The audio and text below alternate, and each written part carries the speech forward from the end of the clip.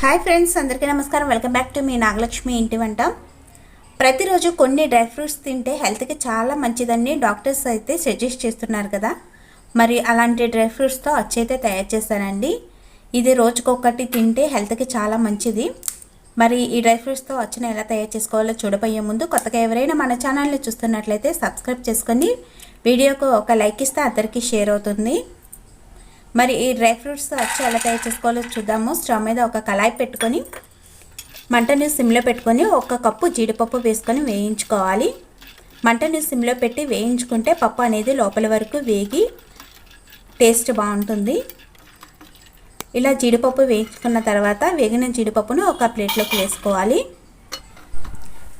మళ్ళీ అదే కళాయిలో 1 కప్పు బాదం పప్పు వేసుకొని వేయించుకోవాలి. మీకు అందుబాటులో ఉండే ఏ డ్రై ఫ్రూట్స్ అయినా వేసుకోవచ్చండి. వాల్నట్స్ కానీ, పిస్తా పప్పు కానీ, పుచ్చపప్పు కానీ, గుమ్మడి గింజలు కానీ, దోస గింజలు ఉంటాయి కదా, అవి కూడా వేసుకోవచ్చు. బాదం పప్పులు వేయించుకునేటప్పుడు ఇలా పగులుతుందండి. ఇలా పగిలితే చక్కగా వేగినట్లు. ఇలా వేగిన బాదం పప్పులు కూడా ఒక ప్లేట్లోకి తీసుకోవాలి. మళ్ళీ అదే కళాయిలో కొన్ని పిస్తా పప్పులు కూడా వేసుకోవాలండి. సాల్ట్ లేని పిస్తా పప్పులు ఉంటాయి కదా, అవి కూడా వేసుకొని వేయించుకోవాలి. ఇలా వేగిన పిస్తా పప్పులు కూడా ఒక ప్లేట్లోకి తీసుకోవాలి. మళ్ళీ అందులోనే 1 కప్పు పల్లీలు కూడా వేసుకొని వేయించుకోవాలి. పల్లీలు బాగా వేగిన తర్వాత పొట్టు తీసేసి శుభ్రం చేసుకొని వేసుకోవాలి. ఇలా డ్రై ఫ్రూట్స్ వేయించుకొని పక్కన పెట్టుకోవాలి. మీకు అందుబాటులో ఉన్న ఏ డ్రై ఫ్రూట్స్ అయినా వేయించుకొని పక్కన పెట్టుకోండి. అందులోకి బెల్లం పాకం అయితే తయారు చేసుకుందాము. స్టవ్ మీద ఒక కళాయి పెట్టి 1 గ్లాసు బెల్లం వేసుకోవాలి. అందులోనూ కొంచెం నీళ్లు పోసుకొని బెల్లాన్ని అయితే కరిగించుకోవాలి. మంటను హైలో పెట్టుకొని బెల్లం పూర్తిగా కరిగించుకోవాలి. బెల్లం కరిగేలోపు ప్లేట్కి నెయ్యి రాసి పక్కన పెట్టుకోవాలి. బెల్లం పూర్తిగా కరిగిన తర్వాత మంటను సిమ్లో పెట్టుకొని పాకాన్ని అయితే చెక్ చేసుకుంటూ ఉండాలండి. పాకం అనేది తొందరగా వచ్చేస్తుంది, అందుకని మంటను సిమ్లో పెట్టుకొని పాకాన్ని చెక్ చేసుకుంటూ ఉండాలి. భోజనం చేసిన తర్వాత స్వీట్ తినడం చాలా మందికి అలవాటండి. ఏదో ఒక స్వీట్ బదులు ఇలా డ్రై ఫ్రూట్స్తో వేసుకున్న అచ్చు తింటే హెల్త్కి కూడా చాలా మంచిది.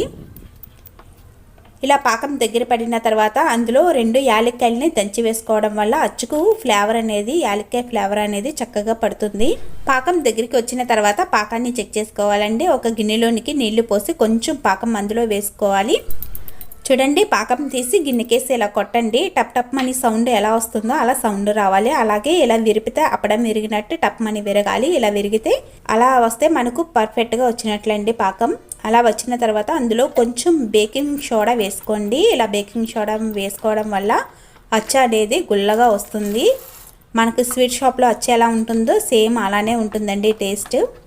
ఇలా వేసుకున్న తర్వాత మనం ముందుగా వేయించుకున్న డ్రై ఫ్రూట్స్ పాకంలో వేసి స్టవ్ ఆఫ్ చేసుకోవాలి. ఈ డ్రై ఫ్రూట్స్ పాకం అంతా కూడా చక్కగా పట్టే విధంగా గరిటెతో బాగా కలుపుకున్న తర్వాత మనం నెయ్యి రాసి పక్కన పెట్టుకున్న ప్లేట్ ఉంది కదా, ఆ ప్లేట్లోకి టర్న్ చేసుకోవాలి.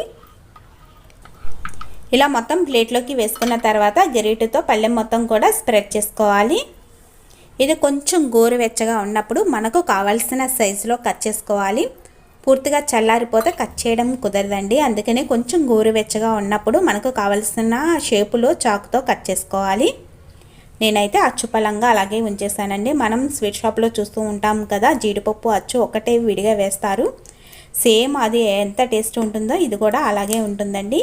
మరి ఈ వీడియో మీకు నచ్చినట్లయితే లైక్ చేయండి, షేర్ చేయండి, సబ్స్క్రైబ్ చేసుకోవడం అసలు మర్చిపోవద్దు. Thank you for watching.